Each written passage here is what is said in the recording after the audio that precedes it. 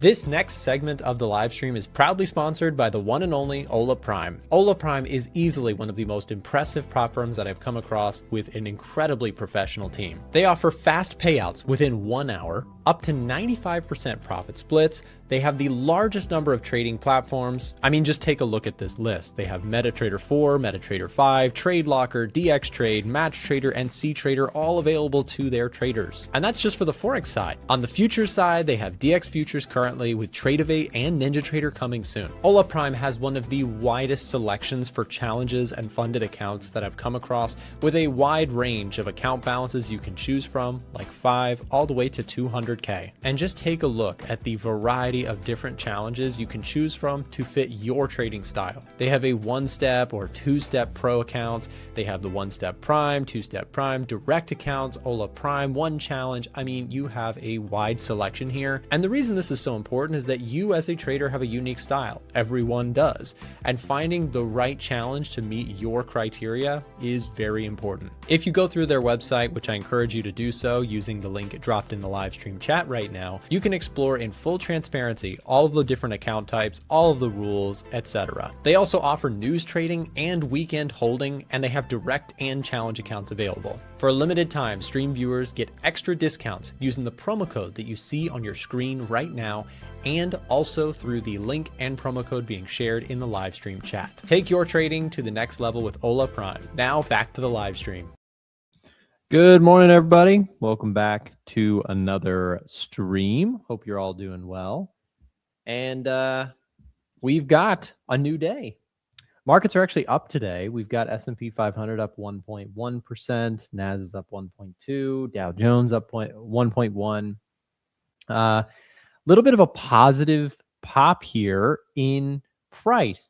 Now, something interesting happened, which was the commentary from Trump seemed to shift a little bit more in the direction of, very much wanting this war to end.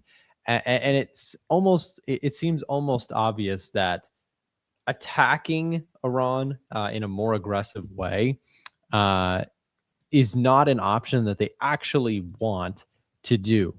Because if they do that, obviously it in many ways could probably worsen the problem with spiking oil prices, etc. And so you have that dynamic, which the Trump administration does not, actually want to get into. They're using that as a threat to try and, beckon in the negotiations, but actually doing it when Iran has rejected those negotiations, brings on a whole new challenge, which is, do you actually want to do that? Do you actually want to, proceed with that? And they might, but it seems like the rhetoric here, at least from what we saw this morning, rumors, headlines, the Wall Street Journal put out something about essentially Trump possibly wanting to back out of the war entirely and just kind of leaving the Strait of Hormuz and bailing on it, rather than proceeding further into a more prolonged and drawn out conflict. Who knows exactly where that goes, but the market, at least in the short term, likes this idea of, all right, if Trump really does not want to pursue further this situation, if he wants to bail out on it, obviously that's going to appease the markets in the sense that, oil prices could come down due to not, a bunch of destruction in the region. But it's tricky, right? Because I think we keep saying this, and I'll stay on this camp until, I guess now there's a new dynamic, which is either you get the ceasefire acknowledged by both sides, or you get the U.S. bailing out entirely. Tough to say, but either of those two scenarios probably sends the stock market higher, because geopolitical uncertainty going away for any reason is going to probably be smiled upon by the stock market, etc.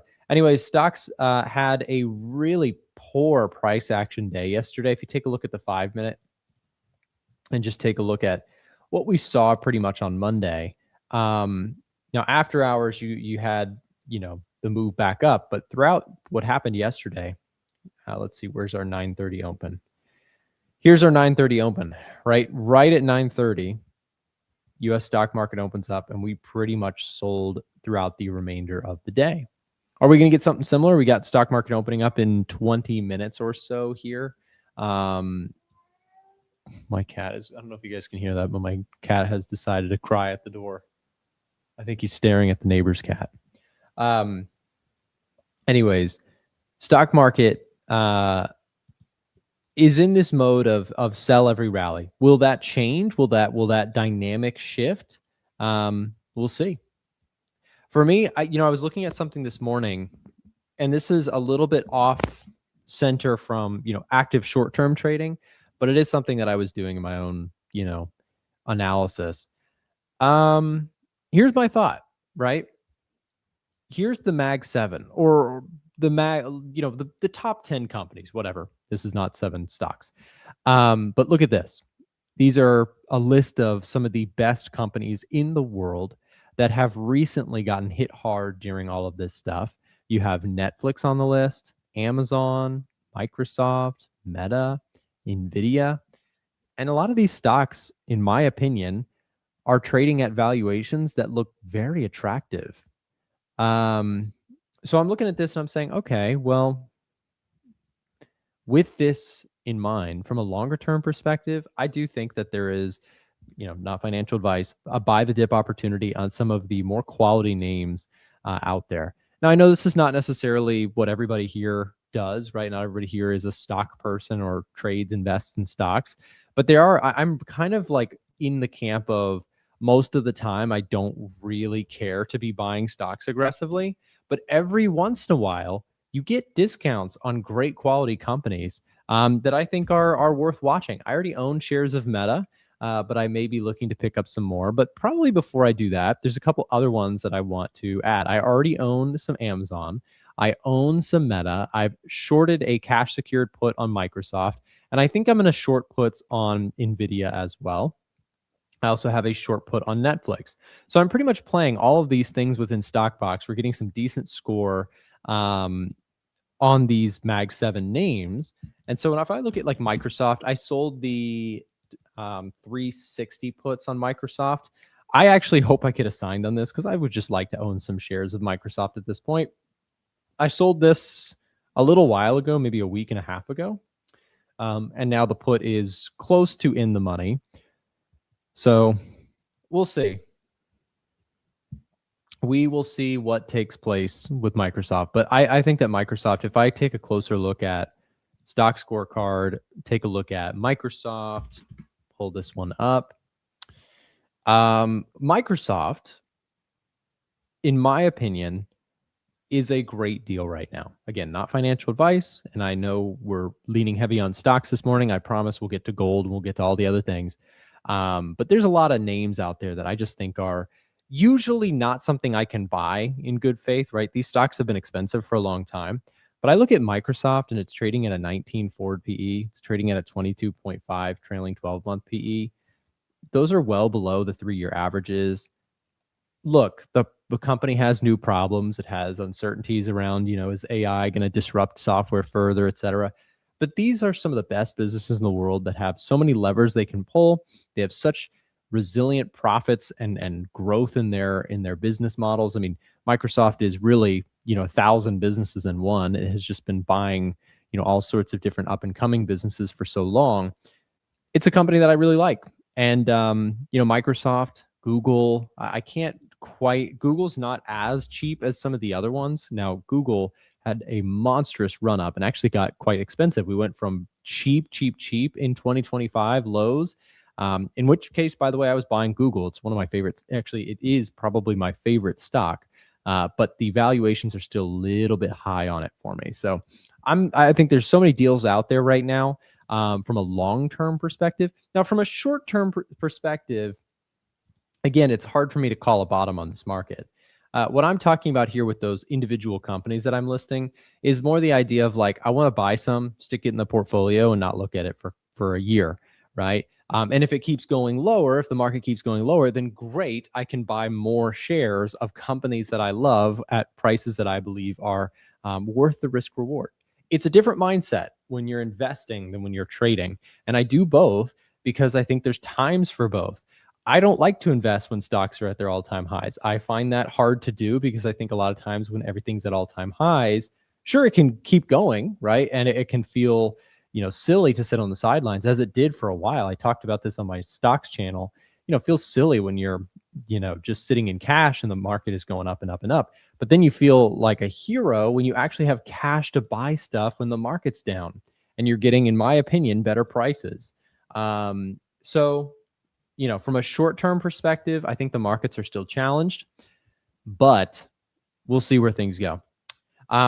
Speaking of put-call ratio or the markets, S&P 500's put-to-call ratio did shoot up into the bearish sentiment direction. I think that confirms what we already saw in the AAII Investor Sentiment Survey, which gave us an indication that market participation is still very pessimistic.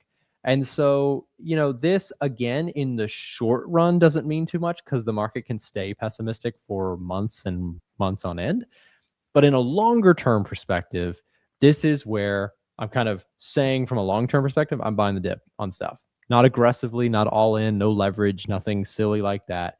And I'm not buying, garbage companies or, quantum computing stocks. Nothing against those, but I think they're super high risk. And if the market keeps going lower, you get crushed on a lot of the high beta stuff. So I'm not really interested in that. I'm talking about buying the best companies in the world that are on sale in my personal view and better entry points now than they have been in, couple years, or maybe the April lows of last year. That's about the only time. So that's just what I am doing. Don't copy me. Do the opposite if you don't like me. I don't care. Do your thing. I'm not here to tell you what to do with your account. But I do think that there is some good value out in this market. Hey guys, we have a couple things. Today is your last chance to try out the EdgeFinder and the StockBox. Some of you guys have probably been like, hey, what's this tool? This is the StockBox, and it is something that we have been working on behind the scenes for, I think it's like 2 years since we, maybe 2.5 since we officially started, offering StockBox, although it's really come a long way just in the last like 6 months to 8 months. Here's two things for you. I know a lot of you guys are already trying the EdgeFinder, which is completely free to use. The QR code below my screen. The EdgeFinder is definitely our more popular product, especially on this channel where, we talk about Forex, futures, indices, commodities, etc. You can try out the StockBox and EdgeFinder for free this week. Here is how you can try the EdgeFinder out until the end of today. Today is the last day to try it out. Free access week ends today. So if you have not done it, last call on that. And if you want to try out the StockBox, let me see if I can get that link for you guys, because I don't have it on hand really quick. I'm going to just scroll back in our Teams messages, and not Microsoft Teams, but rather Discord, because we use Discord. StockBox free week. Okay, here it is. All right. Try the StockBox. If you're a stocks person or you're interested in exploring them, it's free to try the StockBox as well. You can do so here, try it out, and you can purchase that if you don't have it. A lot of you guys already have EdgeFinder. If you're a stocks person, I find this to be a super useful tool, especially when I just want a simple way to look at sentiment, technical readings, and financial readings for stocks that I like. So I've built a list here of stocks that, I generally like these companies, but it's telling me, which ones are getting better than usual readings on things like revenue growth, earnings growth, return on equity, price to free cash flow, forward PE ratios, trailing 12 months. It's summarizing all of this and building a little summarized report, just like EdgeFinder does for our favorite indices, commodities, etc. Look at this, guys. StockBox, or I'm sorry, S&P 500 is getting a +4 reading. While that is not quite bullish territory, we are seeing some shifts in some of the data here. Of course, part of the reason this is happening is because you're getting a contrarian bullish signal from the crowd sentiment going really bearish on stocks. Yeah. Nick, do you still do the free limited version of the EdgeFinder? We do. Yes, we do have a free limited version. But I would encourage everyone here. I know grimy, terrible salesperson Nick is going to hit you with a sales promo, but listen, If you like the stuff that we build, we're a real team. We're about 10 people strong between everybody involved in what happens at A1 Trading. We offer free value all over, social media, my YouTube channel, as well as our many other different socials that we offer. You can totally take advantage of all the free stuff that we offer. And I totally understand if you're like, I just don't have the budget to purchase EdgeFinder. Totally cool. But if you're somebody who is trying it out this week, you like the tool, it's something that would benefit your analysis. That's why we're in business. We have thousands of traders around the world that use our tools and see value in what we build. And we constantly are adding new features to improve and make the tools better and better for our existing customers. If you have been trying it out, then consider this coming week, take advantage of the huge discount that we are starting in April. It's not ready just yet, 40% off. It's a one-time purchase fee. So you pay access once, you get access, it's 40% off its usual price, and the tool is yours. The same offer will be valid for StockBox. So if you've thought about getting access to the tools that we use here on the channel, on the live stream, the various creators who come on the show here, that's your chance to pick it up for a huge discount. If you are interested in setting that up with someone from our team, we also have payment plans available. If that is something that you're interested in, send us a direct message. Use that link that's just been dropped in the live stream chat by our support staff. If you want to set up a payment plan, if you need details, if you just want to connect with someone from our team who can get you information on the sale event once that starts, send us a message. Again, you can just head over to our website, a1trading.com, or simply click the link that's been dropped in the live stream chat. So Nasdaq here, strong on the day. Same with the Dow Jones. Russell's also up 1.6%. What are yields doing? Yields are lower. That checks out. So we have yields lower. Remember, we started this week looking at the possible scenarios. And let's see, do we have everything? We do. Look, guys, we have the triple whammy. I talked about this yesterday. Remember, we said we want to see three things down and stay down for a day as a indication that the market may be trying to find a bottom. The three things that we mentioned were the VIX, which is down 8% today, volatility contraction, that's good, right? Market cooling off, still at 28, so you still have a highly volatile market. So we can't rule it out completely. Oil price is very timidly lower, but careful with this price action, guys. We've seen this movie before. You gap lower and then price gets bid up, right? Or you push lower, price gets bid up. So let's see, can oil actually break down, start breaking support levels? And the third one is yields moving lower, which I think is actually the strongest case right now. You are seeing yields actually grind lower. We're at a support level in the 10-year. Can we break that to the downside? Can bonds catch a bid and yields hence fall further? That would be a positive development when it comes to risk assets. You also have price action from the S&P 500 to watch, right? If you're talking about, is this market bottoming? Let's watch price and determine where that momentum is coming from, right? You can watch geopolitical headlines all the time, but price is kind of king when it comes to trying to track geopolitical developments, right? Because again, the price is going to move faster than the news headline even can. Now, I think that when it comes to macro, you want to read between the lines. You want to summarize everything out, like economic growth data, inflation data, jobs market data. But when it comes to geopolitical stuff, you really want to watch price action.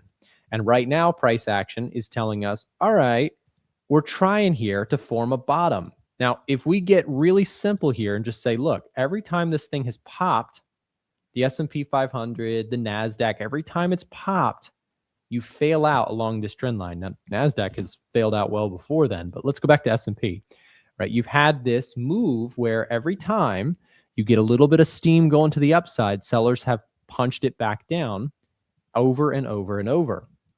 If we're going to see a dynamic shift in the S&P 500, here's a really simple cue that I'd be looking for on a technical perspective.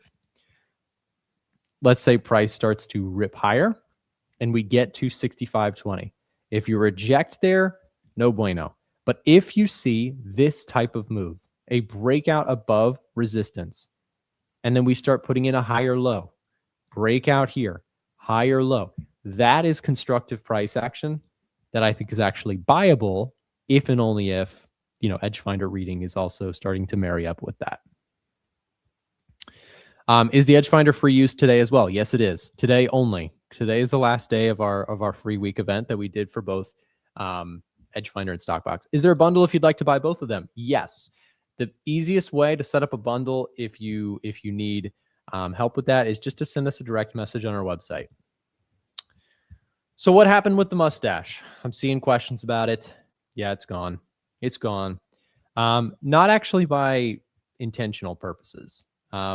Yesterday I was shaving and I messed it up. Okay. That's the reality. I messed it up and then I said, well, it's gone, and I shaved it all. So there it is. I know. It is a sad day. I was pretty bummed when I did it because I went I was shaving and then I just went a little too far and I was like, oh, you totally just, you know what? And then I just said, it'll come back when it's ready. We'll wait. Patience pays, man. It's coming back someday. I don't know when. But when my wife saw it, that it was gone, her initial reaction was a look of fear, which she was like, oh no. And then she was like, well, I like you both ways. But that told me somewhere deep inside my primal brain, she liked it. She liked the mustache. But in actuality, she said she does like it both ways. So, hey, it'll return someday. It'll come back. I don't know when. Anyways, dollar index, another one to watch here. We also mentioned dollar softness would be helpful, probably to this scenario.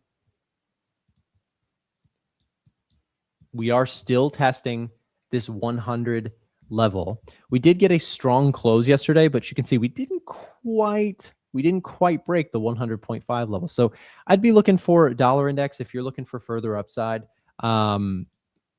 If you get a reversal today, which has been the theme, right? Stocks pump higher in the morning, they sell off into the rest of the day. You have 5 minutes till stock market open. It's a prove it story right now. If you're talking about stock market bulls, it's a prove it story. I've said this because I think it is it's going through my brain and I want to share it with the audience. I am short term still cautious on the stock market, but long term I've been buying the dip, and I'll continue to buy the dip because I do think that this too shall pass. What's going on in the Middle East, I don't think it is the start of a forever war.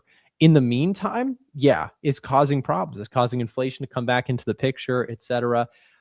But specifically, if I was to summarize what I am doing, not financial advice, you do whatever you want, but I am kind of liking the idea of buying the Mag 7. Specifically, a couple names within the so if you don't know this acronym, the Mag 7 is the Magnificent Seven. It's an acronym or a phrase to describe those ginormous mega tech companies, Meta, Microsoft, Amazon, Nvidia, Google, etc. Some of the best businesses in the world right now are trading on a cheaper valuation basis than usual. Now, there's one in particular that I think is a very interesting one, which is Nvidia. Guys, Nvidia is trading, I don't know what happened to our forward PE ratio, 3-year average. Something's not quite right there. I have to look into that. But it's trading at a 15 forward PE ratio, a trailing 12-month at 33.6. It usually trades at a 67. The 3-year average is a 67.5 trailing 12-month PE ratio. So I look at that and I say, all right, do I know that Nvidia is going to bottom in the next week? Absolutely not. Nvidia, Microsoft, Google, these companies may have a long way to go down.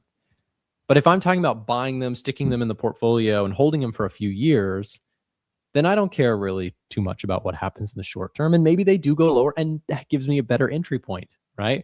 That's different. That's so different than trading. Trading, you can't do that because trading, you put a stop on it. You're right or you're wrong pretty quick. And that is two different types of styles. But I do both. And when it comes to these instances where you're starting to see the Nasdaq, at one point yesterday down 13%, from those highs, that's where I start saying, all right, let me take a stab at some of the great companies of the world that I think long-term will continue to be beasts. So that is my take. Microsoft's down like in 2009. I mean, Microsoft, again, this is one of these moments where you look at this stock, put on some moving averages, and you say, this thing is trading either dirt cheap or something is breaking about the company. It's one or the other. But the risk reward becomes attractive at these sorts of moves, in my opinion. I mean, you haven't even tested this, whatever this is, right? This is the 50 monthly moving average. Let's try a weekly. Let's just see this. Yeah, okay, this is the one that I wanted to look at. The 200 weekly moving average, the last time it got tested was the absolute low in 2022. So I think Microsoft, which just broke that level, by the way, I think the risk reward is good, right? And I'm not saying risk reward. I'm not saying like, I mean, I guess you could, if this is what you want to define it as, you could say the risk reward of like a 1-to-1 here is probably pretty good in my personal opinion, but that's not even what I'm doing. I'm just saying I want to buy shares. I want to stick them in the portfolio because I think that there is good ROI potential on this long term. Now, I could be dead wrong, so don't copy what I'm saying, right? I'm just sharing my thoughts and opinions as always. But I think the risk reward there is good. And so I'll buy some shares. If the thing keeps going lower, then I'll get some more shares. So that's to me, I know that we talk about trading, but on a very active basis. And most of the time that is what I do. But every once in a while you get really great companies on sale. I haven't really been this willing to buy individual companies truly since last year around this time, where I bought a good bit of stuff. Now I was early and I always, try and nobody knows the bottom of these things. But when we had the April sell-off last year, the risk reward just starts to get too sweet on some of the stocks out there. For me personally, that beckons me into taking some longs. And so, the other one that some people might make the same case on is crypto. I'm not quite there, but I know that is the sentiment too with crypto, right? Crypto's like, all right, you've got a 50% drawdown, right? On crypto. Is this worth a punt in the sense that you just buy it, stick in the portfolio, and you wait and you hope that it goes up, right? Historically speaking, you buy crypto at 50% off, you might have more pain, but in the long run, it's done really well. History isn't a guarantee of anything, but it is something to pay attention to in the sense that, like, all right, historically, crypto, if you're going to take a stab at buying crypto, the spot to buy it, historically would have been when it's down a ton, not when it's up a ton. So, we'll see. But my personal opinion on that, again, from a trading perspective, I've outlined a little bit of what I'd be looking for, specifically with S&P 500, a break back above 65.50, let's call it, with some conviction there. Some kind of move like this starts to look attractive. Let's talk gold, because we've been talking a lot about stocks. Gold catching a little bit of a bid alongside, by the way, TLT, right? So bonds are catching a little bit of a bid and gold is catching a little bit of a bid. Gold still getting a pretty neutral to slightly bearish leaning score. We do have non-farm payroll numbers coming out on Friday of this week, which will be very interesting to see where that takes us. Last time we had an abysmal jobs number, which is, by the way, bullish for gold, right? Weak jobs, bullish gold. Strong jobs, bearish gold, right? Because it's, the dollar, right? A strong jobs market is going to be stronger for the dollar. The story right now for gold, inflation's on the rise. Watch that 2-year yield, though. If that 2-year yield keeps coming down, that could actually flip and be a little bit more of a tailwind for gold. So I'm watching yields for gold.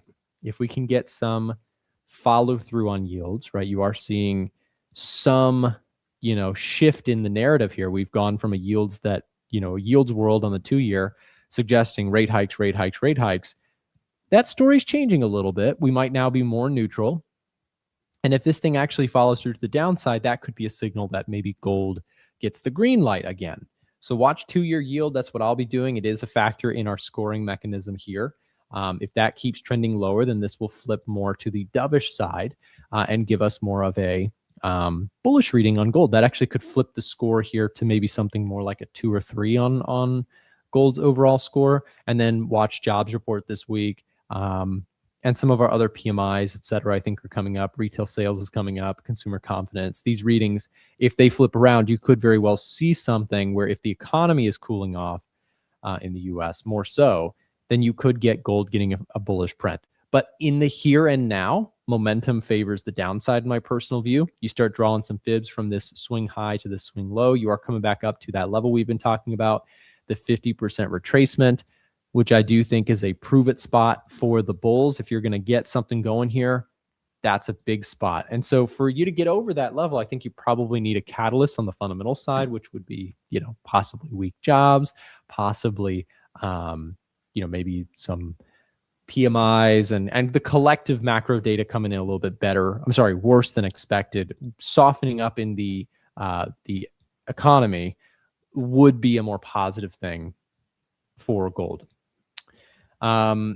Euro dollar, pound dollar, these things are catching a little bit of a bid here today, but they've been pretty bearish here recently. Kiwi dollar, look at that. Kiwi dollar cannot get a thing going. Still trying to hold this support level. Let's see if it can do that. If I just go top setups really quick, and then we're going to pass the show to my friend Alan here in just a second. I just wanted to see what dollar crosses are looking like this morning. USD. So dollar yen still getting that bullish reading. We discussed that in yesterday's video. Euro dollar, Kiwi dollar continue to get bearish readings. So if euro dollar gets a good bounce going, I would say that's a possibility to look for sell setups on my own trading. So I'll be looking at, move back up to like 1.1625 or so. That would be an area where I may look for some short side continuation, depending on how jobs report goes this week, though. That could shift things. Really, if you get a strong jobs report, that would be very dollar bullish and probably send this thing lower. But again, we'll have to see what the data tells us. Guys, we've got Alan Perez taking over the stream here in just a second. Last thing I'll say, remember, try out the EdgeFinder this week. If you're not using it yourself already, it is free to use until the end of today. Today is the last day of our week-long free access week. Tomorrow, we start our huge discount. The EdgeFinder will be, as I mentioned earlier, 40% off. Starting tomorrow. So now's your last chance to try it out for free. Make sure that it's the right tool for you. And if you do like it, then don't miss the sale event that starts tomorrow. With that said, guys, up next, Alan Perez. Stay tuned.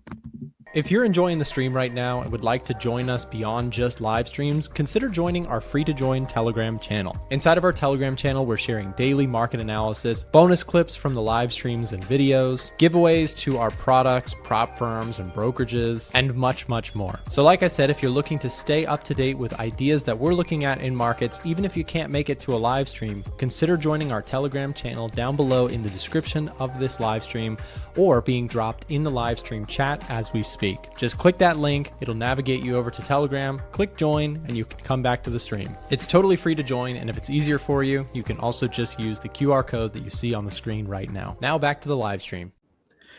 Good morning, everyone. Hope everyone's having a fantastic day. Don't go anywhere. What I'll do is actually I'll piggyback off of what Nick was just doing and going over currencies. So I'll go into more currency pairs, more in depth here, my thoughts and opinions. And like always, if you guys have any charts that you guys want me to go ahead and review, go ahead and drop that into the chat there. I'll do my best to address all of them in a timely manner. And I'll give you my honest thoughts and opinions. So let's go ahead and start off with currencies here. We'll start off with the DXY index. We are seeing a little bit of optimism today. There have been some comments, I guess, of progression. Trump saying that he's willing to go ahead and end the war despite what's going on in the Strait. But the net outcome so far has been a little bit positive. So you're seeing equities higher and you're seeing the dollar softer here today, rejecting that what can be that 100.5 level of resistance that we marked off here yesterday. So yesterday I did talk about this level here. Every time we do test this level, you can see that it has been rejecting it quite nicely. So you can see that once, twice, 3, 4, 5, and we are now there for a 6th time. And as of now, it is being rejected. Now, we do have a lot of economic data here on the calendar. We had some data for Europe and UK, some inflation data. So we'll go ahead and see how this unwinds, but we can go ahead and talk about potential opportunities that we have and then reference the EdgeFinder to see if they're worthwhile. So for the dollar index, I think right now, because you are seeing some optimism. Let's say nothing changes, and let's say we continue to see more of that, or the momentum continue as of now. Then I think maybe dollar index comes to test that 99.5 handle there. And then from there, we'll go ahead and see what happens, right? We do have unemployment rate, we have NFP, we have retail sales, lots of stuff going on here. So we'll go ahead and see how that plays out there. But I think DXY down here is the path of least resistance for now. As long as we continue to see yields lower, which has been a big driver here for the inflation story across the globe. In fact, if you go to this chart here, you can see that this is essentially all of the global yields here for the major economies: Australia, US, New Zealand. And essentially what that means is if you see these go up, that's not good. That's not good for the inflation story, right? Particularly in the US, if you see that going up there, that means rate cuts are not as, a reality for this year. Now that has shifted here. So as long as you continue to see that, that is good. That's soft for the dollar, positive for equities. As far as data, right, we did have some data here for the UK and Europe here this morning, and Japan last night here, but I can give you a net synopsis on what happened. If you just go to the EU economic heat map first, you can see here that CPI came in softer than expected. So that's actually bearish for the currency, right? So we are seeing a little bit of lift off in the euro. I am looking to, as of now, still fade that if we do get a chance, right? Also, we did have last week, we had PMIs miss expectations, and manufacturing PMIs beat expectations. So let me go ahead and rephrase that. Services PMIs missed and manufacturings came in good. But the overall outcome, still a little bit bearish here for the Eurozone. The UK is a different story. Actually, when we go to the top status page here in a short minute, you're going to see a shift. But UK is actually looking a little bit better, right? You can see here PPI came in cooler than expected. That's bearish for the UK. But then you see things like the retail sales came in good, services PMI slight miss there, manufacturing growth. You're seeing a little bit of a pickup here, net outcome here for the pound. And if we go to the macro screeners and you go to the equals to price index, let's go ahead and wait for this thing to load here. In fact, let me just refresh. Okay, you can see here that the UK is actually picking up some steam here. US dollar still quite strong. Eurozone still kind of weak there. Kiwi still weak. And if you go to the top setups page, it's actually really interesting. You're getting a lot of pound strength here right now. So very, very, very good to see that. Pound Kiwi, pound Swiss, pound CAD. Remember, not too long ago, pound dollar was getting a beating there. You're still seeing euro dollar and Kiwi dollar here getting a very, very bearish reading there. So I still like to see that. And so when it comes to trading opportunities, what am I looking to do? Well, I'm still looking to go ahead and short the euro dollar on any pops. Now, how high do I need to go for the euro dollar to short it? That's a great question. Let's measure out this recent leg here. We are at the 38.2% retracement level, but I think I will wait for something like the 50 or the 61.8 for my first attempt, or really, ideally, something around this 1.600 level, this recent level of what could be resistance here, right where these 200-day moving average is. I think that's a good opportunity to go ahead and short the euro dollar, as long as the EdgeFinder still shows that we're getting a very bearish reading. It's okay that the euro dollar gets a little bit of a pop despite the reading, because currencies don't just move in a straight line, right? You have essentially a trend. It trades lower, you get a pop, and then trades back lower. You get a pop, trades back lower. So I'm not essentially like fearful of this pop. In fact, I want it to go higher. The higher it goes, the better opportunity I get to short it at a more premium price relative to where I'm trying to take this thing, right? Pound dollar, a little bit of a different story. You're seeing some strength in the pound, right? So I don't know if I want to, essentially trade this to the short side right now. If anything, I would wait for a bigger confirmation here, maybe all the way up into this 1.3500 level, where this 200-day and 50-day moving average meet. That is about, if I measure the move out there, it is about 250 pips away. And by then, right, let's say we do get all the way up there, maybe the landscape shifts more in favor of other currencies against the dollar. So we have to be a little bit patient there. So pound dollar right now, it is getting a bullish reading. I'm going to stay out of this one for now, but it's getting a very strong reading there. So maybe if you're looking to trade this to the upside, maybe that could be worthwhile. But again, unless you get a solidified ceasefire in the Middle East, or the US pulling out, I would kind of stay away from that right now. But we'll go ahead and see Kiwi dollar. I really, really like Kiwi dollar to the short side if I can get an opportunity. In fact, this thing has just been clean straight downwards. I'm kind of sad that I took my profits last week on Friday, but We'll go ahead and see what happens, right? I think if you get a pullback into this 38.2% retracement level in that 200-day moving average, that is a fantastic, fantastic trade. So I'm going to actually put an alert right there for my personal trading. Go ahead and do that right there. Yeah, I like the Kiwi dollar a lot right there. I think even despite all of this, if all of this is going behind us and you go back to trading the regular fundamentals, I think dollar is still relatively strong. Again, that can change this week as we get new data points coming in. But for now, the way I'm seeing it is the dollar strength is showing some strong performance there, and the Kiwi dollar is not looking too hot. So as long as that theme continues, I think no matter whether there's escalation or de-escalation, I think the fundamentals for the Kiwi don't look too good. And so I'm looking to trade that to the short side. Awesome. Okay. Oh, goodness, guys. My fiance is in the chat trolling right now. Dow Jones, Kiwi. Yeah, Kiwi's not looking too good. Dow Jones has a lot to do with interest rates and sentiment right now. Right now, we are seeing a little bit of a bounce here. So we did hit that 45,000 level of what could be support there. However, we're still under that 200-day moving average. So there's a chance that we can trade up into this level here. But I think the real test will be this 200-day moving average where, bears will have a chance to really take it lower, especially if you don't get some tension released in the Middle East, right? Right now, we are seeing oil trade a little bit lower, but it's still elevated. So that's not good, right? If oil stays elevated for too long, then that is inflationary. That will go ahead and continue to go ahead and pressure equities. But for now, I kind of just wait for that and then wait, see what happens there. Okay, the chat is going crazy right now. Guys, we gotta stick to trading here. Okay, let's go ahead and talk about my current positions that I have. So I did actually start a campaign on the yen. I do think that the yen, that there's a possibility of intervention. Now, this is purely speculatory, right? I don't know. I don't have a crystal ball as to when the Bank of Japan is going to intervene, and no one does. So this is just a first attempt, risk defined. Again, the timing part of it, I'm not going to sit here and say that I know what's going to happen. In fact, if it works out in my favor, it would be pure luck. So this is just me trading a level that I think can work, as history has told us before in the past, and it's risk defined, right? So I have about a 238 pip stop loss here on the dollar yen to the short side. Why the dollar yen? Well, I was very selective in my currency pairs when I'm trading the yen. For example, the dollar being, if we do get some kind of a ceasefire or progress in that direction, then maybe perhaps some of that safe haven bid that was into the dollar gets repriced out of it, and so the dollar weakens against what could be a strong yen. So that's why I chose dollar yen. I love that trade. Same concept with CAD yen. So this is CAD yen here. Again, Canadian dollar somewhat pegged to oil.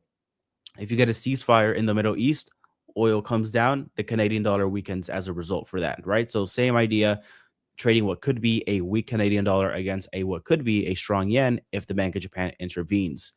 This one is a little bit different concept here. From a technical perspective, Swiss yen has been very, very, very hard to short, right? The idea, the swap behind it works fantastic. However, you have no technical structure to base off of. So I have this clean break right here of this upward trend line that I have. You're also below that 50-day moving average. And so you're also getting positive swaps. So if you still see that technical structure continue, then I think Swiss yen to the downside is really, really well. Marco. Hello. How are you? I'm doing pretty well. How are you? Pretty good. Pretty good. Awesome. So I didn't check financial juice yet today. Is there anything significant that happened? There has been a couple things. See, yeah, so on my screen here. So we had a lot of fundamental data out of the Japan, out of Europe, and the UK.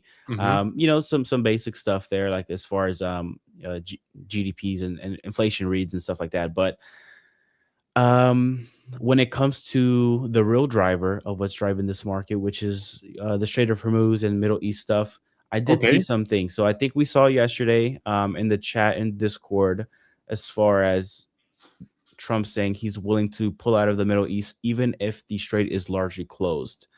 That I did see. And I think you did see some continued developments in that direction as far as easing tensions and stuff like that. That's why I think you see yields lower today and equities higher and the dollar a little soft.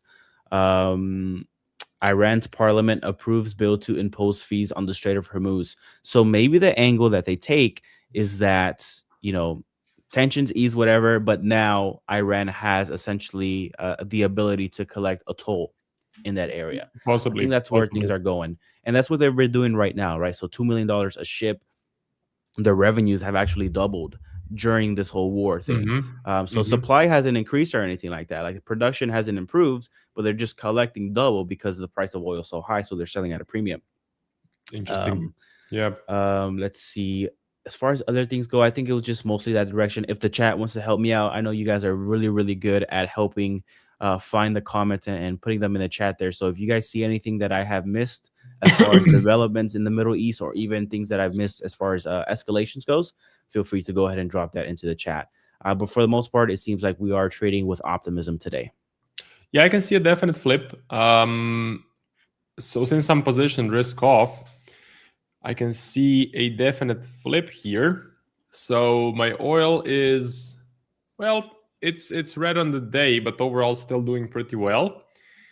My UJ trade is starting to go into profit again, and the UJ trade was supposed to be a hedge for the short euro dollar position, which the main idea was, of course, that the risk off continues, that there is no de-escalation, that there's no actual actions that show us a de-escalation. So the main bet was for euro dollar to drop and UJ to remain a hedge, and that the 160 level gets defended. If we do get a de-escalation, I think this will be like a net break-even position. So UJ could fall a bit while EU will probably go to the stop loss. So depending on what happens in this week, I may close EU. But I do love selling UJ. I know you got into some long yen positions, which I think are working pretty well.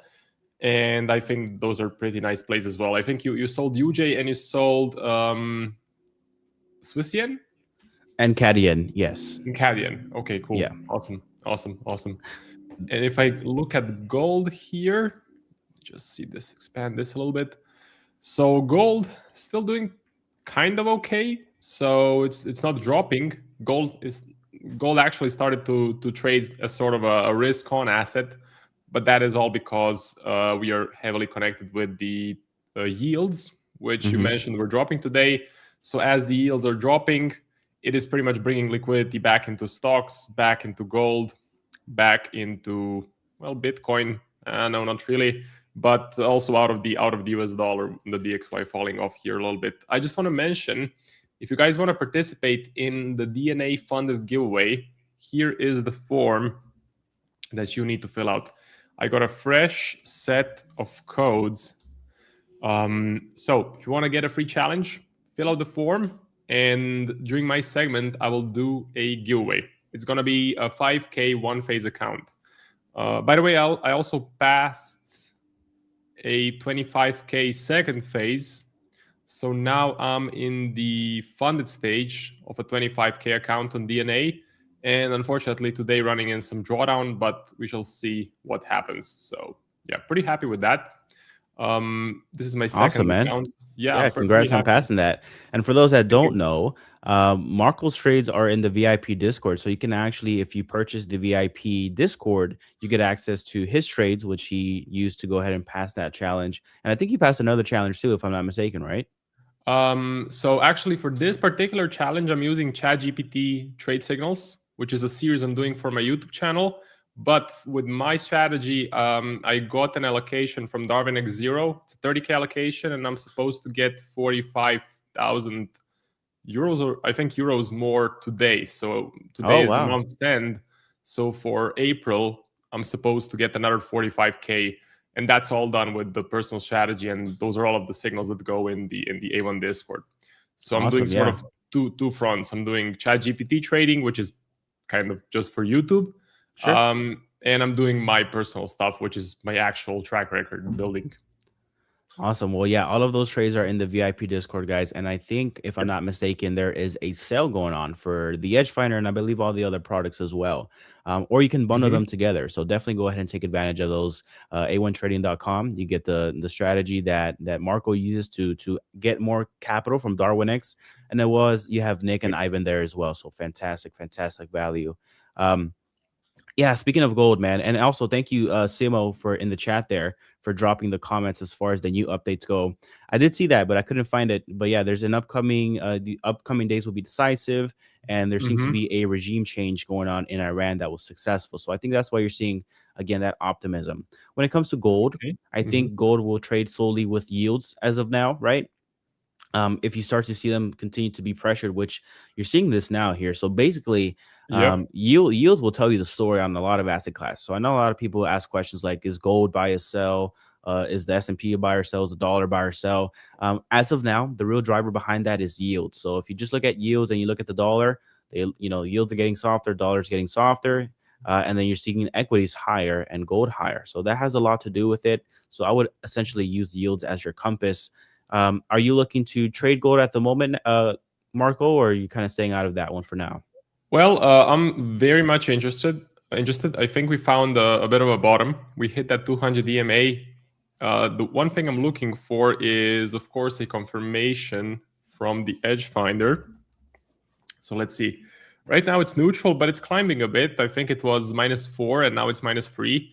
If we can go to bullish bias, I'm going to be pretty happy to get in. I think we could definitely sort of erase these losses if we get a flip in the narrative and if the 10-year yield keeps on falling. So the game plan, basically, if I just enable the 20 MA, two things I would like to see. One thing I must see. So I must see an EdgeFinder confirmation. Two things that I would like to see is the price cross the 20 MA, which is probably going to happen before the EdgeFinder confirmation. And then second thing, I would like to see some bullish or more risk on talk as far as the US and Iran situation is concerned. Not just words, but actions as well. Sure. So that's the game plan here. Are you looking to maybe jump in or still sticking to Forex for now? I'll still stick with Forex. If you do get that risk on play, I think being somewhat into dollar yen short is kind of a play of that, right? Because if you do get risk on sentiment, then that safe haven bid and the dollar gets priced out a little bit. And so that would pressure the dollar and hopefully increase the yen, right? So the yen, kind of the same thing, and the Swiss kind of has been playing with gold as far as they're kind of acting like risk at the moment. So that's how I would pretty much position myself. Nothing too crazy. Maybe I buy the pound somehow. Maybe the pound basket would be something good to see because you are seeing actually, if you look at the top status page, and for anyone wondering, the top status page essentially gathers all of the macro data points that affect a currency's strength or weakness, or not even just currencies, but like gold, indices, oil, all that good stuff. And it gives you a score, basically bullish or bearish or neutral, to let you know if it's in play or not. Recently, in the past, if you just go back like a week or two, the pound dollar was getting beat up. Now you're seeing a complete shift here, getting a very bullish reading there. So it's starting to look a little bit more appealing. I think if you do get more of a risk on sentiment, I think the pound continues to benefit off of that. So that's kind of what I have on my horizon. It's just a matter of like filtering which ones I want to play. Like pound CAD makes a lot of sense, especially if you get a de-escalation and oil goes down, Canadian dollar falls there. So I like pound CAD. Pound Swiss, as you know, you and I know, Marco, Swiss basket has not been looking too hot. And then you also have the Swiss National Bank there too, that's looking to intervene if it gets too strong there. So kind of giving it a little bit of a cap. And pound Kiwi, we know Kiwi is getting a very bullish reading. In fact, the Kiwi dollar as a whole is getting a very bearish reading of 9, and New Zealand dollar is getting a very bearish reading of -12. So actually, those three pairs actually look quite good for me. So I think it just becomes a matter of finding a good technical level, solidifying that, and waiting for a pullback or however that looks like. But that's kind of my risk on play would be the pound. The pound, very interesting, very interesting. I'm still sort of stuck with the mindset for the pound that it's just super bearish because of the data I've been looking at. We can actually take a look. So some more long-term analysis, if I go to economic data and I go to the GDP, I look at the GBP, let's take a look. So it's kind of flat. I mean, positive, but flat if you compare it to other economies. Let's check inflation. So I essentially look for some trends in the data. For example, is inflation going up or is it going down? Inflation elevated, which could be a bullish case for the pound. Let's see the unemployment rate. GBP. I think this is going up. Yeah, this thing is going up. So I'm looking at the whole picture here as far as the EdgeFinder goes, and I don't really like what I'm seeing. But again, that's very long term. Short term, there can for sure be some sort of an opportunity where, which is your favorite pound pair, you would say? Ooh, that's a good question. My favorite pound pair would probably be. Let me look at the economic heat map first for the New Zealand dollar. Very bearish. And then let me look at the heat map for Canada. Okay, pound Kiwi would probably be the better choice. Because New Zealand is really struggling there. So and recently here the UK. So you're definitely right on the ball as far as unemployment rate, like not good. Or the recent unemployment rate ticked down lower, but again, it's still elevated. So when you're looking at long-term play, definitely like all of these numbers are elevated. So the unemployment rate ticked down just a tad bit, but it's still high. GDP came in flat, so not a good thing or a bad thing, pretty neutral there. Manufacturing PMIs, and this is all of this yellow was in the last 7 days. Manufacturing PMIs came in good, but then services, which I would argue is the bigger portion, the more important one, came out bearish, so not good there. Retail sales came in a little bit good there about a couple days ago. And then inflation, CPI came in neutral, and then PPI ticked down lower just a little bit. So not good for the UK. So I think playing the UK versus the Kiwi would be the better bet if I say so myself. Looking at the Swiss franc, let me see. Swiss franc is actually really weak as well too. So I guess it's just a matter of picking one or the other. Yep. For me at the moment, I am kind of patient as far as the Forex world goes. I still like my risk-off positioning, so I still like being long oil at the moment, at least, and maybe trailing the stop loss. I still love selling UJ. I think this is a pretty good play. But as far as the rest of the currency pairs go, I'm going to have to do some more research. Thinking about exiting my euro-dollar short because the positioning on the dollar has gone to extremely bullish. The positioning has become extremely bullish on the US dollar, and the DXY is stuck at this resistance level. So I'm going to have to do some more research, some more reading. I'm going to have to go into the EdgeFinder as well and see if I can find another Forex pair that I want to buy or sell. Gold is definitely my focus. So other than buying oil, selling UJ, I want to buy gold for sure. And thinking of maybe even flipping to selling the US dollar, possibly. Gonna have to think about it. But we may have reached some extremes. And if I look at the stock market, let's just take a look at that. The S&P, we broke a key level of support. So we broke a key level of support. The question is now, will the same thing happen that has been happening since the start of the war, which was Mondays were very bullish, had massive blue candles, and then you got a sell-off. So far, it's happening again. I mean, Monday and Tuesday, we have bullish price action. It all depends. Will we flip, meaning the environment stays the same as it has been, or could we actually hold these levels and then the pattern is interrupted? If you understand what I'm saying. Definitely. I think the way to play it safer, now you do sacrifice some pips or ticks, however you want to call it, when it comes to trading equities, whether you're trading futures or whatever. But I think the better way, Marco, would be to get a close back above this 200-day moving average, because until you get there, you have a chance where these things take a lower. And that has been the the case for some weeks now, where you just start off Monday strong, and then by Wednesday, Thursday, you completely erase all of that. And all of these headlines too are still up in the air, so it's not for certain. I think the beauty about trading macro is that we've determined that equities are still undecided unless you get that close above that 200-day moving average or something different in the headlines. Currencies are kind of tricky too right now, because you do have some readings that are flipping, for example, in this case, the pound, but the bigger picture looks a little bit mixed. And you still have an unfilled calendar this week. We have lots of data points this week that we still have to finish off, especially in the US, which can definitely change the direction. Maybe we get a complete miss in data points for the US, and this thing just trades back lower and you get a big pop, right? So currency is a little bit tricky. I do like the yen intervention play. It's working out right now. It's barely moving in our direction. I think that's kind of like the obvious play in currencies at the moment.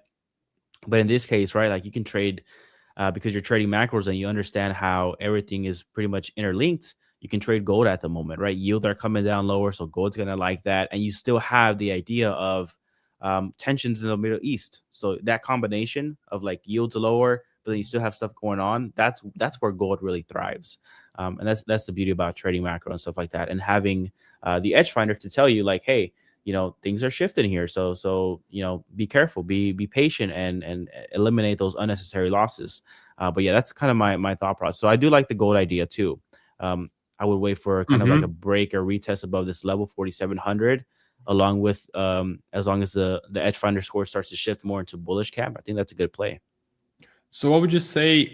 Could you rank the assets that would be the easiest to trade right now and the hardest? Like for me, I would say gold. If we get a bullish reading, I think it's kind of very likely it's going to go up. Forex at the moment, except UJ, I think it's very tough. Very tough. Stocks, I would actually say kind of not easy, but you can have a nice edge if we don't get a sell-off into the rest of the week. I think we could get a bit of a bounce, or at least of a move higher. And then oil, well, oil, I think just buying it and holding is a pretty safe place. So I would say the hardest one would be Forex at the moment. Okay, I love that question. So if I could rank them, okay, I would say oil may be the easiest. Here's why. Cool. Oil is very vanilla, right? It's either up or down, and the only thing influencing it is what's going on in the Middle East. So I think from a risk to reward perspective, you're very elevated up here at the 100s. You would need something brand new and crazy to go ahead and breach 120. So you can kind of take this from a risk defined approach and say your hard stop is 120. The chances of something getting worse than that, you can gauge that on your own. And then trading it lower, things start to soften a little bit. And you are seeing some talks there. So from a decision point, not having to consider so many factors up or down only, I would say oil is the easiest one. Okay.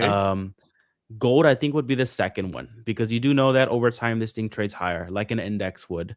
And as long as you see lower yields coming down, that's pretty much what's driving oil. Or gold, sorry. So if you see higher yields, gold's going to pressure off. Lower yields is going to stay elevated. So from a direction standpoint, gold is very easy to tell. Then I would say equities, and then currencies I would say would be hardest right now, just because you're at a crossroad.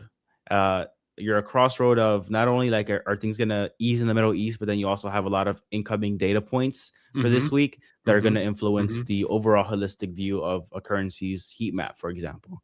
So that's kind of my ranking. Nice. I love it. I mean, oil is kind of simple because it's not going to stay at these levels. Like in 1 month, it's either going to be higher or it will be lower. It's just the chance of oil staying at 0 or 102 is very, very low. So you're going to get a move in the next couple of weeks for sure. It's going to be higher or lower, but it's not going to stay here. Just my forecast. And with oil too, like depending on your strategy, let's say your time horizon is like 6 months to a year from now, that is an easy trade, right? Are you collecting less? Of course, right? The more out of the money you get or time you get, the less you get, right? But oil, like if you have a 1 month year horizon that it's going to be within 80 to 72 I think that's a good play, especially risk defined. Yeah. Um, Yep. But Marco, I think my portion here of the segment is done, man. So I'll go ahead and let you do your DNA funded challenge. Sure. I swear these things fly by when we talk together, but we have a full week ahead and a stacked economic calendar too to talk about. So I'm excited for that. Are we on Friday? I hope we have a joint segment because we can cover NFP, which should be pretty interesting. Let me check on the calendar. Let me double check. So if we go to A1 Trading and we go to schedule, Friday, yes. Okay, awesome. Cool. All right, we'll cover NFP and all that stuff. Lots of movement, so we'll go ahead and cover that in real time for you guys. But stick around, guys. You do have a DNA funded challenge here from Marco. One thing I would say, get yourself a copy of the EdgeFinder. It's completely useful. It will pay for itself. I promise you that. And it is on a big discount. And then if you can't afford that, then go ahead and talk with the team. They'll go ahead and set something up for you guys. They're very reasonable. And if not, go ahead and join that Telegram channel. It is completely free value. There's no reason why you should ignore that one. So, all right, Marco, we'll go ahead and see you. Yep. Thank you for the joint segment, and see you tomorrow. All right, man. See ya. See you. Goodbye. So I'll post the link to the giveaway form one more time. So let me grab it here. Okay, let's paste. In the comment section of the stream, you're going to find the link to the form. So fill it out and you'll get entered into a DNA funded giveaway. Just to repeat, so yesterday I have passed my 25K two-phase account. I passed the phase 2, which means I'm now on the funded stage. See, two-phase funded. I'm down $180, so not the greatest start, but trading is about probabilities. The win rate for this strategy is around, I think, 45%. Average reward to risk is 1.8 to 1, something like that. Maybe even a 2 to 1. So take a couple of losses. Winners should be just around the corner. I've had a great experience so far. I did a small write-up in the A1 Discord. So essentially, I love the Trade Locker platform because once you hit the profit target, it automatically closes all of your positions and you basically passed. So you don't need to stock the prices. You don't need to set any take profits, especially convenient if you're running multiple positions. Second thing is that DNA is ran by a big broker. So there's a big broker behind this company. And the third thing, there was something else. Price is really good. So by the way, with the code A1 Live, you can get 25% off any DNA funded challenge. So DNA funded, one of the reliable prop firms in the space. 95% of them are crap. This is a good one. And with the code A1 Live, you get a really, really competitive price as well. You get 25% off. If you want to get funded, definitely take a look. As far as the watch list goes, so I'm still in oil. I'm planning to possibly trail my stop loss. I mean, I should definitely trail it. I shouldn't leave the positions like this. UJ is in a little bit of profit. We didn't get an intervention. Essentially, let me see, 160 level is the intervention level, but this is definitely not an intervention. This wasn't an intervention either. Let me show you how an actual intervention looks like. This is an intervention. See, just the waterfall in the price. So that's what I was betting on, but hey, I'll take any sort of profit, EU, I sold because it was bearish on the EdgeFinder, and this is still a play on the continued conflict in the Middle East. I personally am not seeing any improvement as far as actions go. Yes, words are cheap, but words are pretty bullish as far as I can see on Financial Juice. I'm looking for actions. That's why holding a long on US oil, selling euro dollar seems like a pretty smart play.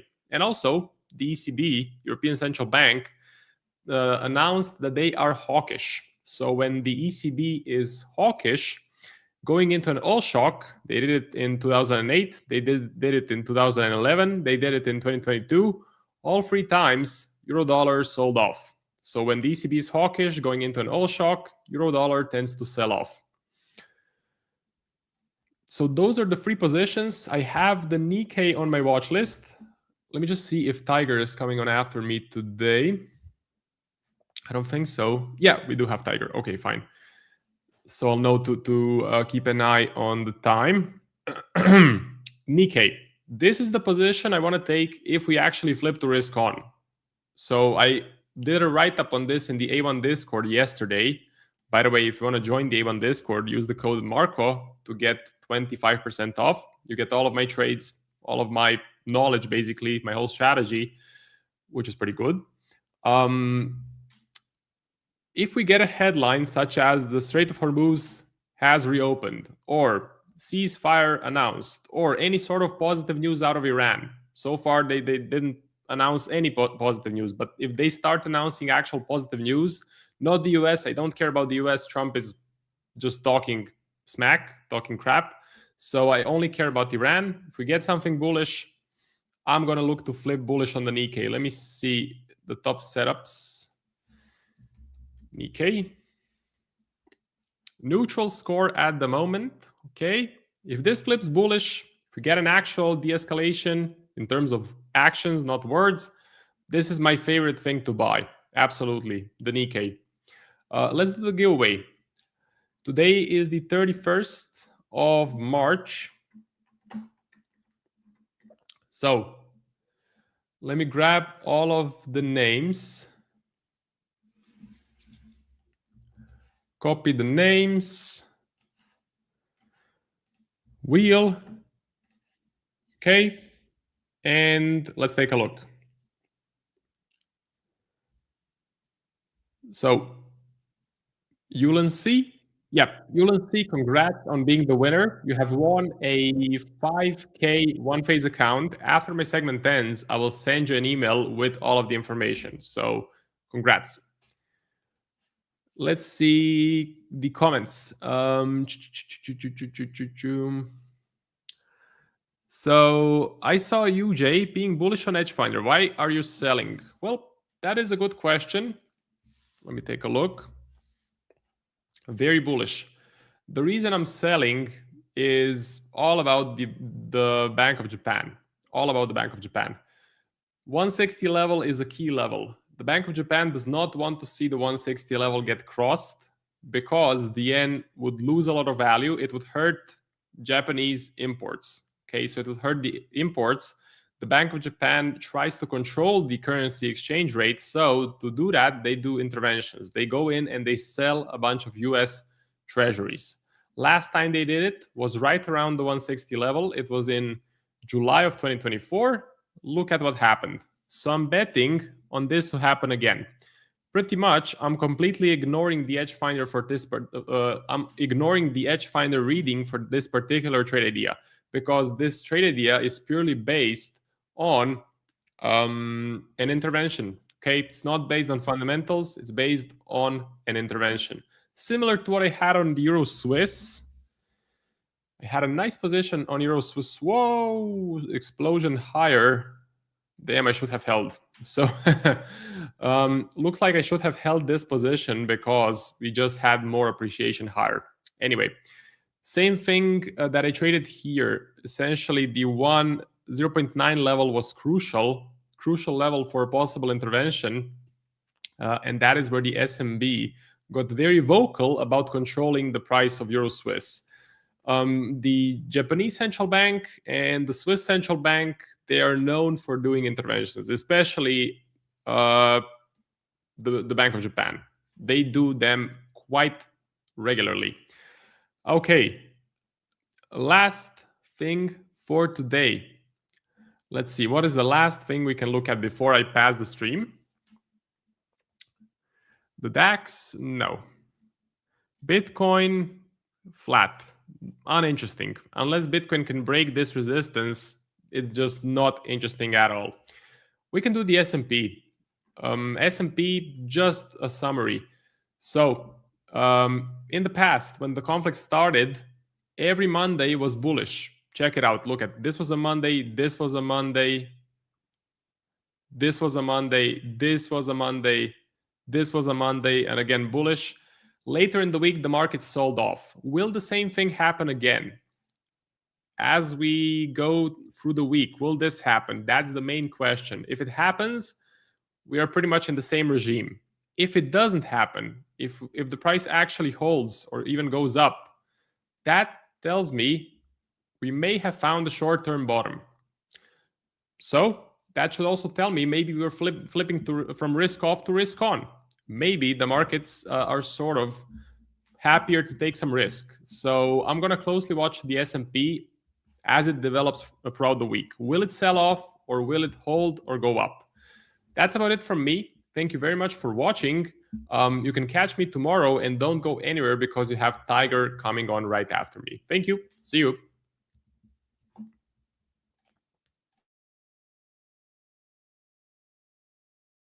If you are a swing trader and you are looking to get funded, then check out today's video sponsor, Ola Prime. Ola Prime has a challenge built deliberately for swing traders. Check this out. The Prime Challenge offers the ideal setup for swing traders with leverage up to 30 times. They also allow news trading. Weekend holding is also allowed. They offer up to 95% in rewards, and they have a 100% challenge fee refund available if you are able to complete the challenge. I know that a lot of people who watch these live streams tend to be more swing trader focused. So when looking for a partner to sponsor today's show, Ola Prime stood out as a perfect candidate. If you'd like to check out Ola Prime for yourself and get a live stream discount, then check this out. Simply use the promo code A1Live, that's A1Live, for 35% off any of their challenges. As always, make sure to do your own due diligence to see that this is in fact the right firm for you if you are looking to get funded. All the information will be now dropped in the live stream chat or in the description down below. Now back to the stream. Well, hello everybody. Happy Tuesday morning. Sorry guys, you get my green screen in the background today. I just got off of another meeting, so haven't had a chance to tidy up my room. So it's a little bit of a mess behind it. Hiding stuff behind the curtain on you. But anyway, let me know, guys, what you are checking out. Let me know if you'd like me to show some levels on charts or anything of that nature. Let me take a look up here, see what we got so far. Yeah, guys, as always, keep in mind, Nick does have the discount code, the 35% discount code to Ola Prime. The code is, of course, A1Live, and there is a QR code on there as well. If you guys are looking for the firm with the fastest payouts in the industry, guys, they average 35 minutes from the time you request a payment until the time it hits your account. Now, their claim to fame is under 1 hour payments, but the reality is they average closer to 35 minutes. So really, really quick. They've got a 10-point payments verification thing that they've got. I think it's the first of its kind in the industry. There's quite a few items. Just go to olaprime.com, and at the very top you'll see a link that says 1 hour payments, and it'll show you what all they do, just as far as verifying, having all the money on hand, so on and so forth. It's quite extravagant, pretty cool. But I'll chat once. All chat wants is a funny background. I'll have to play around with that. I don't know if I can do it on my end or not. I'm sure I can. I'll figure this StreamYard out. We'll see if I can do that. But yeah, that'll give me something to look for tomorrow or the day after. But anyway, as far as the overall markets, ever since the Asian session, it seems like a lot of these major assets have just kind of, we've seen some down moves in oil. We've seen some down moves in nat gas, but of course, nat gas had just a big green candle 2 hours ago that pushed up. So there's that. Felt a little bit risk on. I mean, let's go have a look. Yeah, there you go. S&P, Nasdaq, Dow Jones, they've all gapped upwards. The main one that I'm looking at is, of course, the Dow Jones, because it is on our EdgeFinder. I do believe still giving us a -5 signal over here. So I personally am keeping an eye on this. You guys remember I drew up this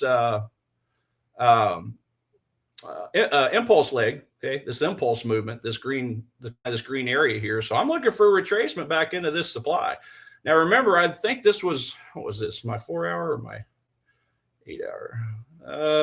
What did I draw this up on? Oh, 2 hour. Yeah. So I'm personally keeping an eye on this 2 hour candle right here, just to see what happens if price comes in there. See if I get some type of reversal pattern, a bearish engulfing candle. Would love to see my RSI climb to 80. Would really like that. And not to mention my, I need to do it on a 1 hour chart, but yeah, I don't know. My 200 may not be down that far. It may not get down there in time. I don't know. I mean, I would really like to see it pierce the 200 at the same time of hitting a zone, but that's a 1 hour time frame. If I wanted to get really creative, yeah, I could go down to a 15-minute, but I just don't like the picture as much on a 15. I want to stick to a 1 hour time frame. So yeah, we did get that gap up. Again, a little bit more of a risk on movement, but we have to remember we're in downtrends on all this stuff. So, this risk on move, I would think that would probably be a little bit on the short-lived side. You guys tell me what you think on that. Kiwi yen, is that one that, let's see here. Crypto Art, you're asking about Kiwi yen as well as Aussie Kiwi. Yeah, let's take a look at the strength of the currencies real quick first. So yeah, the Kiwi is your second. I might need to refresh this. I know we had Canada and US data come out a little while ago. I don't know if it's updated yet, but just taking a quick look while that's updating or refreshing. Yeah, Canada, we did have a pretty good GDP report come out. It was sitting, I think, at like 42%, talking about the currency index. So that'll obviously, that should go up. I do believe that'll go up over 50 now. So we'll take a look in a second. And then, of course, the JOLTS job numbers. I mean, you're basically only talking about a 10,000 job difference. Okay, so that's pretty well neutral. 10,000 on a 6.8 million number. It's basically unchanged. If you kind of look at it that way. But yeah, let's go have a look over here. Let's just look at Canada real quick individually, because I want to look at that first, and then we'll get to your pairs.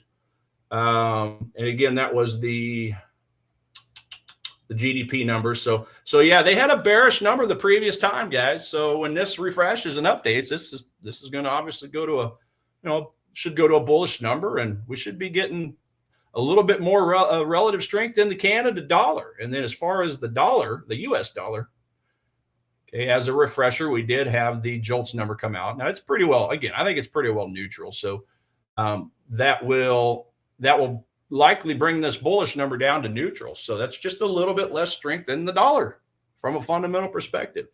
So I definitely want to keep that in mind as we go look at these assets. We'll get over there to your Kiwi yen first of all. Okay, Kiwi yen. And then as a reminder, it is a -8. So we'll have a look at a bearish setup on that. Now, the thing to worry about or to keep in mind on Kiwi yen is the fact that we did drop into this daily demand down here. Okay, talking about from way back here. Now, did that touch the 4 hour below? I don't know. Let me zoom in and see. I don't think it did. Okay, so the wick just barely missed the 4 hours. So if it would have hit the 4 hour, that would have made me a little bit more cautious about trying to shorten this area, because typically those higher time frame, zone bounces like to get a much bigger retracement up, bigger push up, a bigger reaction. But because it missed specifically the 4 hour zone, I'm a little bit more okay with taking a look at these supply zones that we have just overhead. Now, I've obviously got a daily zone, which is this yellow box, as well as a 4 hour hiding inside. So here's my 4 hour confluence, which is at the 91, basically the 92 level, 92 psychological number. Now I'm also kind of keeping an eye on a zone a little smaller. There's a 2 hour zone right here. Okay, I need to pull that forward a little bit and pull basically all this forward. So I'm kind of interested in possibly a little bit of maybe a feeler position on this bottom zone, maybe like a partial. Okay, maybe you look at this as like a what do you call it? Just a multiple positions. So like maybe a half position here, maybe the other half up here where the 4 hour is if it chews through it. But ultimately, if we wanted to play this safe, the ultimate safe way to put a stop loss is obviously above the daily supply up here.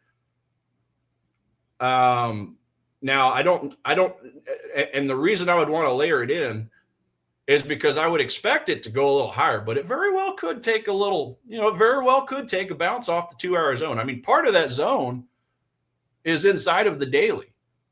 So there's a little bit of confluence, but again, it's just part of it. So, if you wanted to be, I guess, aggressive, maybe just take a dollar cost average in, if you will. Okay. Again, a smaller position here, and then put in the other half of your position up here in the 4-hour zone itself. But if you put in a partial here and it goes down, well, your reward to risk, I don't think is that great, because we got the 4-hour down here waiting to bounce it upwards and take away your unrealized gains. So, if you wanted to just keep it safe, ultra safe, I would say that 92 would be again, we're not a signal service. It's not financial advice, but I would personally probably prefer just to wait, put in a full position up there rather than a halfsy. If you're just itching, if you got an itchy trigger finger, then maybe that 2-hour gets a bounce and just pushes all the way down. But, the reality is, if we got in on the 2-hour and we did get our move, we would have to be aware. We would have to target nothing more than the bottom here, because that's right where that 4-hour zone is. So I don't know. I don't know if that's, I don't know if that would create that good of a reward to risk ratio. Because if you wanted to make it a good reward risk, you'd have to put your stop loss, just ahead of the 2-hour zone. And that in itself would obviously get you a 24 pip loss, a stop loss, 67 pips. So it'd be a 2-to-1. But the problem is, if I'm a bank, I'm probably going to be looking a little higher to where more liquidity is. So I don't know. I don't know. I'd probably ignore this, guys. I'm going to paint this light red, just telling me that there's something a little bit sketchy about it. And I would be more interested in that 92 whole dollar level, whole number level, if you will. So that's probably where I would look. And then you also put Aussie Kiwi on there. Okay, Aussie Kiwi buys. So let's go have a look over here. I'll reset my chart. As always, daily on the right, so I can get my big picture look, so I can see where my 8 is in relation to the 21 EMA, and currently it is uptrend. Okay, up on the moving averages, so we're good on the bullish side. As far as EdgeFinder goes, it is a +7 still. So we had a drop, we had a base. Okay, if we look at this on a higher time frame, and now we've broken structure to the upside. So perhaps we have got some kind of impulse leg in here somewhere. Perhaps that impulse leg would start right here. Okay, we had a push here, but what did it do? It just more or less created a triple top, if you will. We didn't really get a close above it. So we retraced, and then finally from this start up is the impulse leg. Okay, so if I just highlight the impulse leg, it would basically look like this. So that, to me, would probably be where the underlying strength is on this asset right now, because this impulse leg broke structures, broke a triple top, right? 1 top, 2 top, 3 top, break and close. So do we have any potential demand here? Well, let's take a look. That's a 1 hour, so let's just drop down. Okay, all right. There's a possibility here. I mean, you do have a 30-minute candle here. Now, the one thing I kind of dislike is it was created in the Asia session. And quite often on some of these currency pairs, we don't get the greatest liquidity in Asia session. But this is Aussie Kiwi we're talking about, which are in the Asian sessions. So that would make it a little bit more appealing to me, because that's obviously the heyday, the highlight of their day. Just a lot more activity for them typically, since they're in the region. So yeah, probably keep an eye on that 119.83 area just to see what happens. Now I don't know if I have a alert on this. Yeah, I do. So I have an alert a little lower. Now ultimately, okay, if this impulse leg we just identified, and I've went back out to a 4-hour chart now, I think this would be quite the aggressive move. I think the highest probability is clear down here at the left, which is where I had my alert, of late. Because if we look back here, okay, if you have the patience to wait, I think this represents an awesome zone. Look at all the green candles that came out of that. Okay, structures it broke, pushed into a former support resistance line, which is that blue dashed line, and we actually got a close above it. So I think ultimately this is the highest probability. Now it's giving us a bullish signal, so it may not have enough weakness to get down there. But if it does, that remains my favorite spot. So yeah, just kind of bring it back home.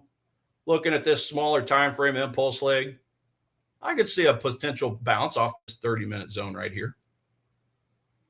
So that would be, again, I think the more aggressive play, but it is a play nevertheless. So I'm going to move my alert up here and just see what happens if and when we return there.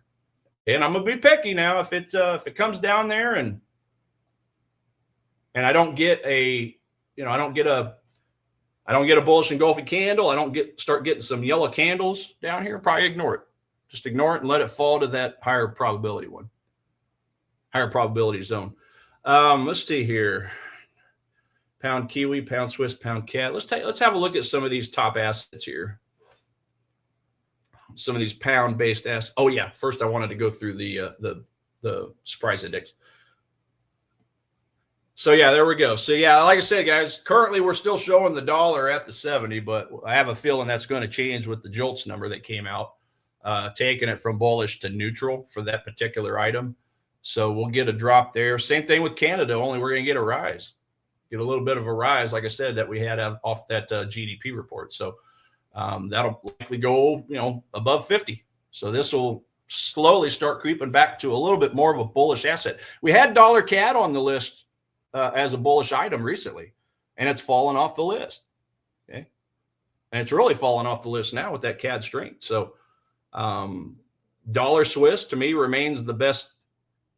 Well, obviously the biggest disparity between dollar strength and Swiss weakness, and then Kiwi dollar shorts, and then euro dollar shorts as well. I will say, guys, I was watching euro dollar earlier,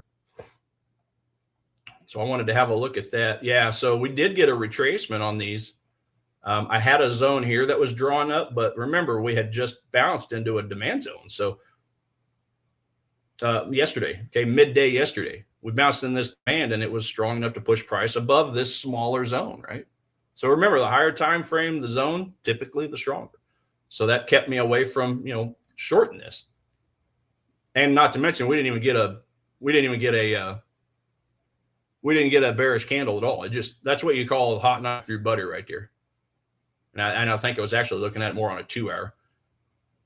Okay. So this zone to me gets negated the minute we touch this zone down here, because we are so low on the curve.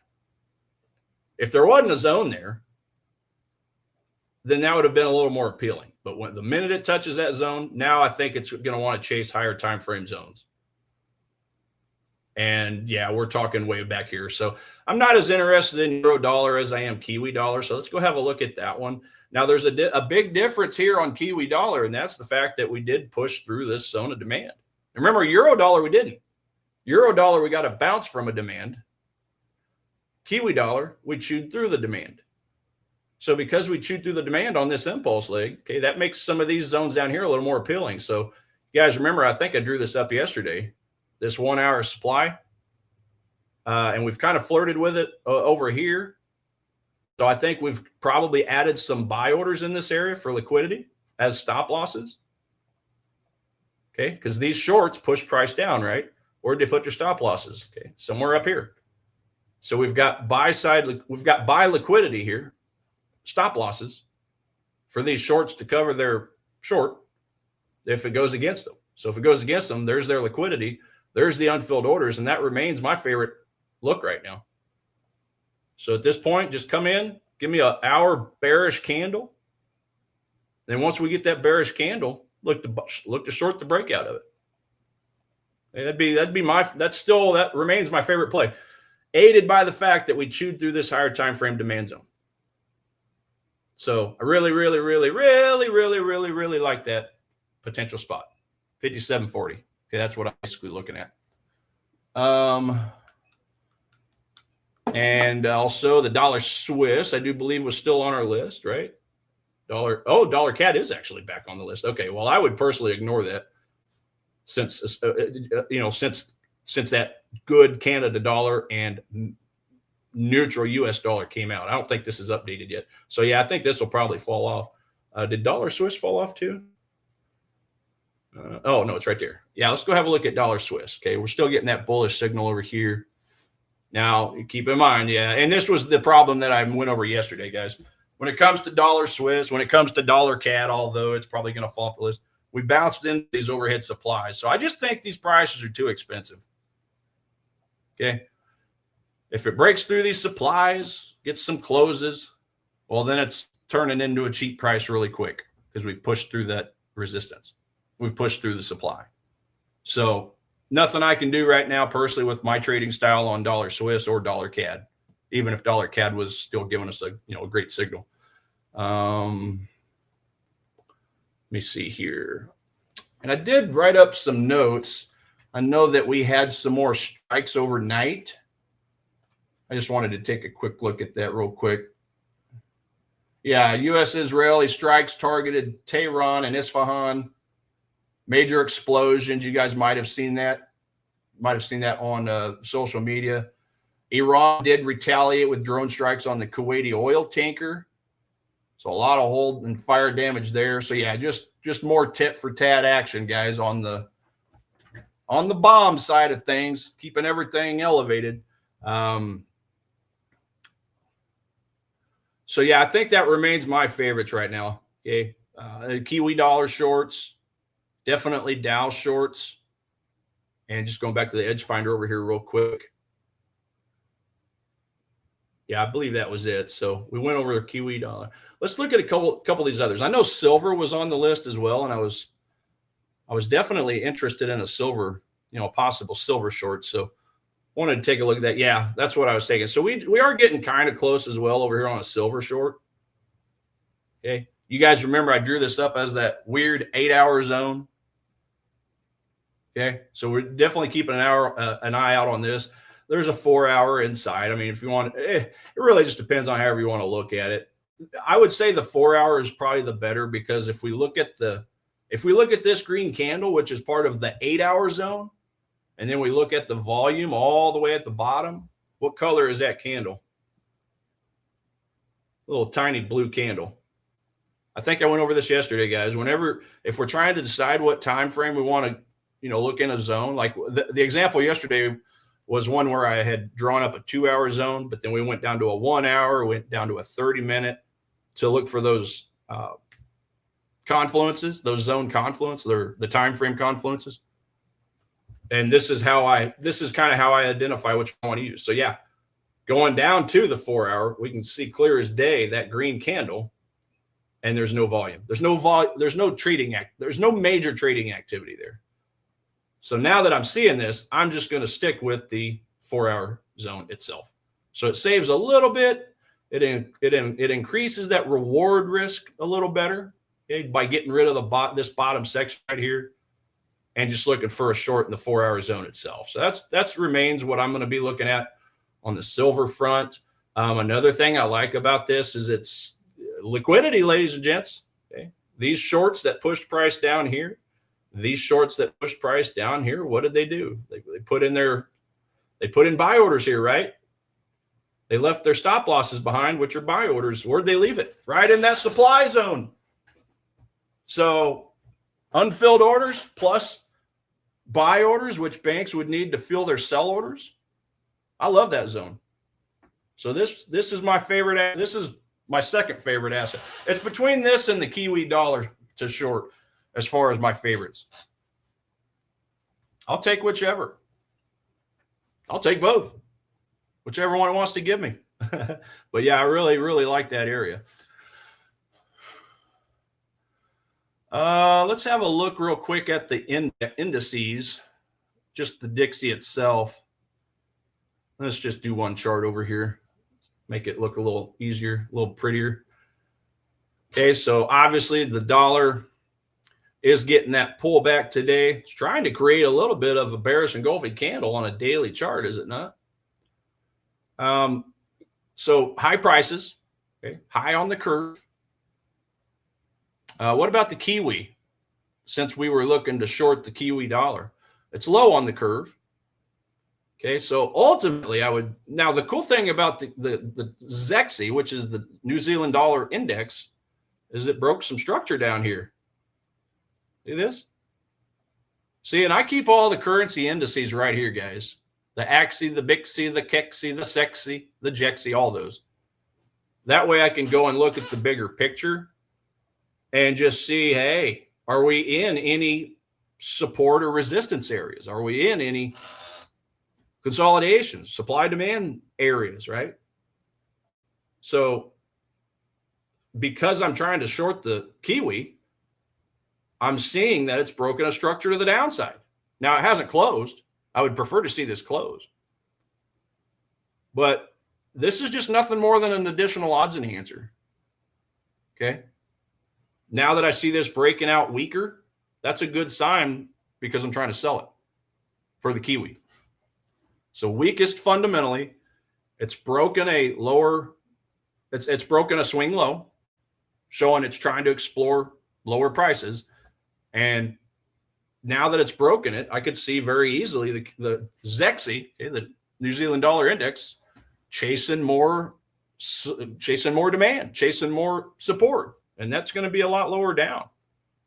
So that's quite a lot of room to run. So, you know, just going back to the Kiwi dollar, hey, give me just a little bit more retracement up to supply. Might be in this trade. What about the Dixie? Hey, same thing with the Dixie. I mean, look, we've broken through this double top. We did that actually last week. And we're breaking through it again. So the indexes, guys, I think this is something that's probably not used enough with currency trading. It's not the end all be all. Just think of this as just another odds enhancer, just like the GDP, just like the retail sales, just like the PMI.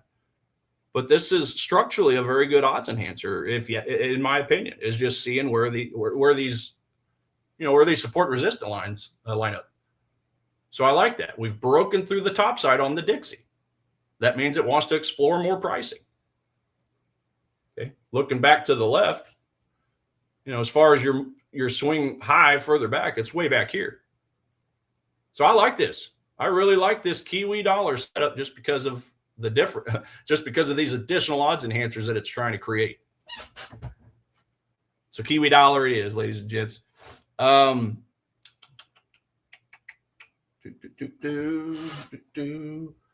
I do believe that was the bulk of what I'm looking at today. Yeah, oil, guys, okay, still volatile from all this Hormuz situation. It's breaking structures to the upside as well. I know it's pretty well neutral, I think, right now. I don't think we got it's definitely off the list. But just looking at this from a technical aspect, if we get some type of bullish signal on EdgeFinder, then I'm definitely going to be looking for some retracement to demand over here because it is still breaking structures. It is still kind of, you know, we obviously went sideways there for a while before that big dip down to collect liquidity and then a big push up. So to me, this is just one big impulse leg right here. And a 50% retracement on this thing basically takes us to that demand zone. Actually a little bit lower. So I'm keeping an eye if and when we get a push, you know, a bullish sign on EdgeFinder back to the 94 level, because I really like this area right here. I really do. I think that's a great area of demand because that zone, that structure was strong enough to push through this overhead supply, remember? And again, I like to keep old zones that have been chewed through. I like to keep those on here for, you know, at least a little while, just to remember that, hey, a zone I'm looking at was powerful enough to push through that or push through this double top. Okay, this basically turned into a double top or even triple top if you look at that wick. I just want a visual showing that this is a strong zone. And when I see that, that makes me feel a lot better about a discount into that area. Again, assuming that I had the bullish signal on EdgeFinder, which we currently don't. I guess for a morale boost, right? A morale boost saying, hey, you're looking at some good spots. But anyway, guys, that's about it for the day. I'm about to take a course on CapCut. That way I can get really, really good at it because I'm doing a lot of shorts and videos over on my FX Empire page. And I've done some research. So look out for those because they're going to start getting a lot more professional looking, I think, rather than my amateur look that they currently have. So look out for that. Guys, that's all I got for the day. We will be back tomorrow bright and early on a hump day. So do trade safe, guys, gals, and we'll talk to you tomorrow. Thanks again for watching today's show. Our goal at A1 Trading is to continue to share free value to our audience through daily videos and articles, keeping you up to date with the latest market coverage. If you enjoy our content, make sure to subscribe for more. From all of us at A1 Trading, have a great day, and we'll see you next time.